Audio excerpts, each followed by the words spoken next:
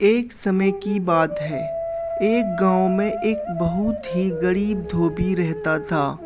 उन्हें कपड़े धोने के साथ साथ आसमान को करीब से देखने का भी बहुत शौक था।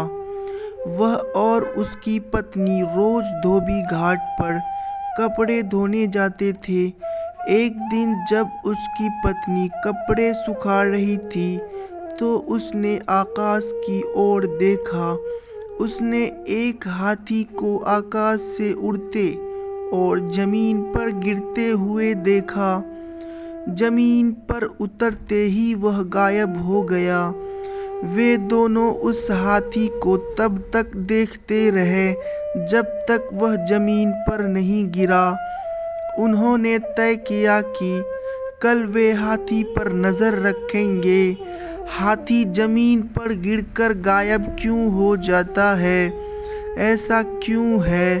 अगले दिन दोनों उस हाथी का बेसब्री से इंतजार करने लगे। वे बार बार आकाश की ओर देखने लगे। अंत में उन्होंने एक हाथी को आकाश से पृथ्वी पर उतरते देखा। दोनों ने उसका पीछा किया। हाथी गन्ने के खेतों में घुस गया और अपना पेट भरकर गन्ना खाने लगा। हाथी बाहर आया और उड़ने की तैयारी करने लगा। उतरते ही दोनों पति पत्नी भी हाथी की पूंछ पकड़कर हाथी के साथ उड़ने लगे। हाथी जब आसमान की ऊंचाई पर पहुंचा तो धोबी ने देखा कि एक पहाड़ हीरे जवाहरातों से जगमगा रहा है। ऐसा लग रहा था जैसे कोई अपना खजाना यहीं छोड़कर भूल गया हो। दोनों पति पत्नी की आंखें खुली की खुली रह गई। अंत में हाथी पहाड़ पर उतरा। दोनों पति पत्नी भागकर सो गए और ज्यादा से ज्यादा सोना बटोरने की कोशिश करने लगे। उन्हें रात के बढ़ते अंधेरे की चिंता सताने लगी।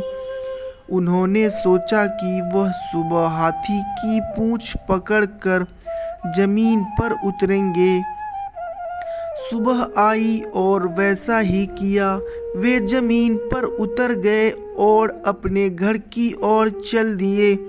एक गरीब धोबी जो दिन ब दिन अमीर होता जा रहा था, उसे देखकर पूरा गांव हैरान और परेशान था कि अचानक धोबी इतना अमीर कैसे हो गया था। गांव के लोग धोबी के पास आए और उससे उसके अचानक धन का रहस्य पूछा। धोबी ने उन्हें कुछ नहीं बताया।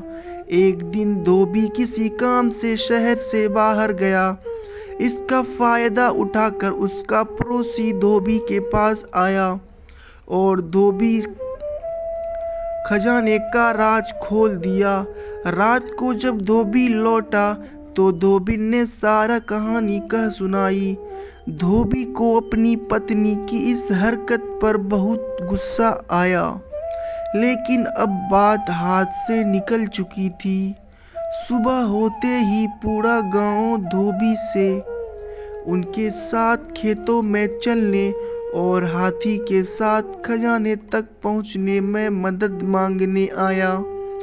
यह सुनकर धोबी को लालच आया कि वह उनके साथ जाकर खजाना इकट्ठा करेगा। यह सोचकर वह उनके साथ जाने को तैयार हो गया। अगली सुबह सभी ग्रामीण खेतों की ओर निकल गए और अपनी आंखें आसमान पर टिका कर बैठ गए।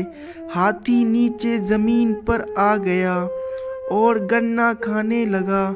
सभी ग्रामीण इस बात का इंतजार कर रहे थे कि जब हाथी गन्ना खा चुका होगा तो सभी उसकी पूंछ पकड़कर खजाने तक पहुंच जाएंगे। जैसे ही हाथी उड़ने लगा, सभी ने उसकी पूंछ पकड़ ली। धोबी सबसे पहले हाथी का पूंछ पकड़ा हुआ था। और उसके पीछे एक लंबी कतार में सारा गांव एक दूसरे को पकड़कर उड़ रहा था। सारे गांव वाले आपस में बातें करने लगे कि कितना खजाना होगा जो हम सब ला सकें। किसी ने कहा कि अपने आप से सोचने से अच्छा है क्यों ना हम धोबी से पूछ ले। एक ग्रामीण ने पूछा, कितना सोना है? धोबी खजाने के लालच में गांव वालों के साथ चला गया था।